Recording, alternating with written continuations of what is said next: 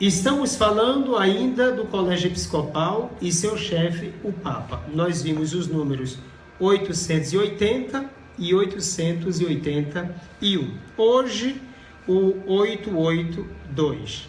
Precisamente o Papa. O Papa é o bispo de Roma e sucessor de São Pedro. É o perpétuo e visível princípio e fundamento da unidade, quer dos bispos, quer da multidão dos fiéis. Com efeito, o pontífice romano, em virtude do seu munus de vigário de Cristo e de pastor de toda a igreja, possui na igreja poder pleno, supremo e universal.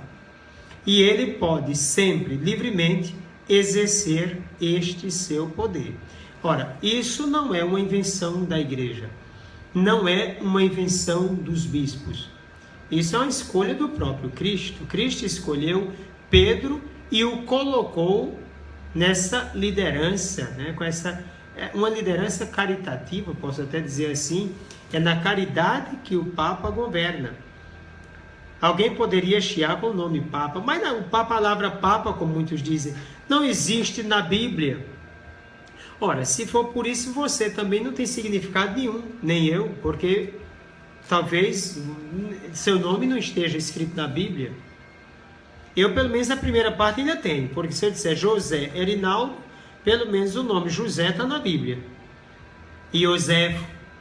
Agora, Erinaldo, coitado, não sei de onde vem esse nome. Erinaldo não tem significado, na verdade.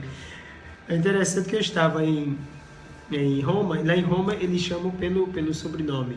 Então lá na Itália dizia Ferreira, né? Ou então José.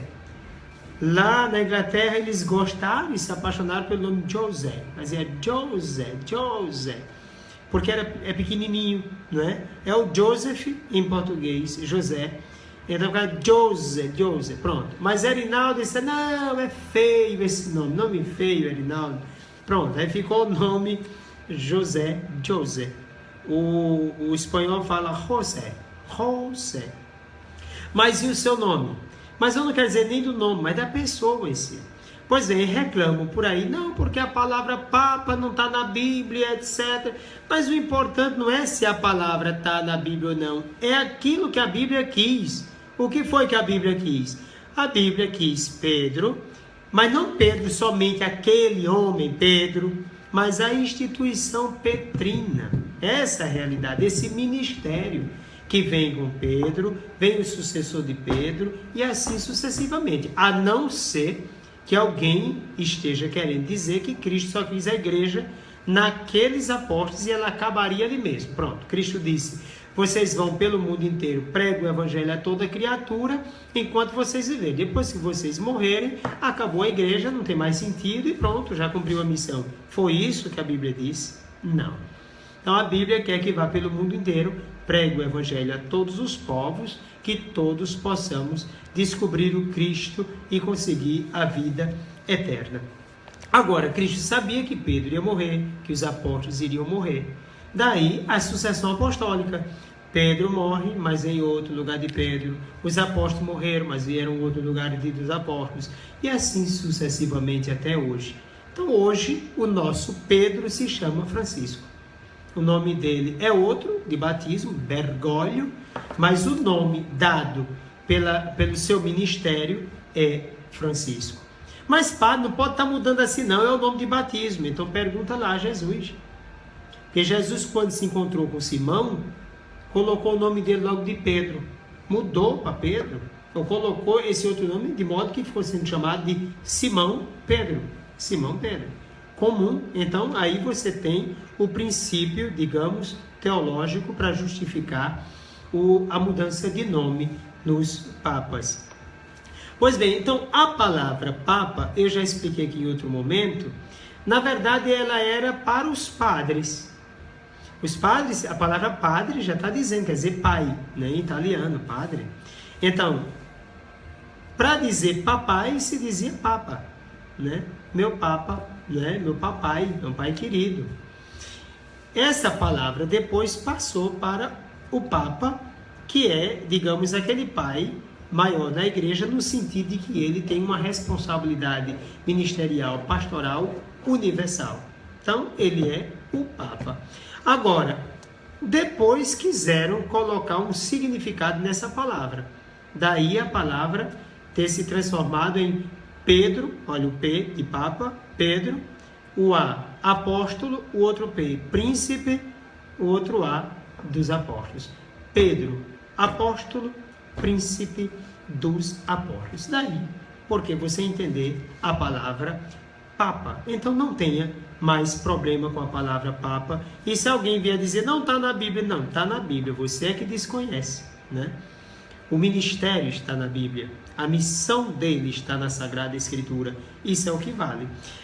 A outra coisa também, por exemplo, dizer, não, mas a igreja não foi que inventou esse nome católico, a igreja não é católica, onde é que está na Bíblia? Está na Bíblia. Quando Jesus disse, ide pelo mundo inteiro e pregar o evangelho a toda criatura. Então, ir ao mundo inteiro pregar a toda criatura é uma missão universal. Ora, a igreja se chama universal. A palavra católicos quer dizer universal. Uma coisa que poderia ter sido evitada quando criaram a seita, né, universal. De universal não tinha nada. Como é que a pessoa, uma coisa nasce com a cara para Copacabana, só existe ali e se chama universal, né? Não tem esse sentido, não tem essa coisa. Bom, cada um inventa qualquer coisa, dá o nome de qualquer coisa e por aí vai como qualquer coisa, né? E vai seguindo qualquer coisa. O pior é quem segue, triste de quem segue qualquer coisa, né? Não segue verdadeiramente a Cristo. Mas voltando ao Papa, é isso. Então, Papa é um mandato divino, tem uma missão divina e tem uma ação universal na igreja.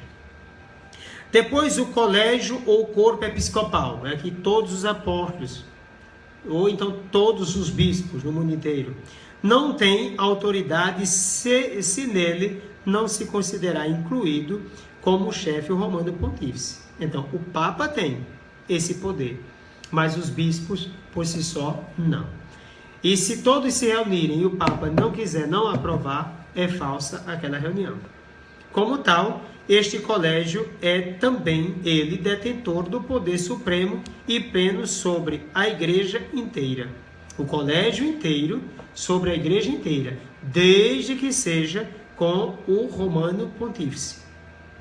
Todavia, este poder não pode ser exercido senão com o consentimento do Papa, do romano pontífice. É o que diz o número 883. Ou seja, os bispos do mundo inteiro, se reunirem sem a vontade do Papa para decidir uma coisa, não se deve dar crédito, porque não tem valor nenhum.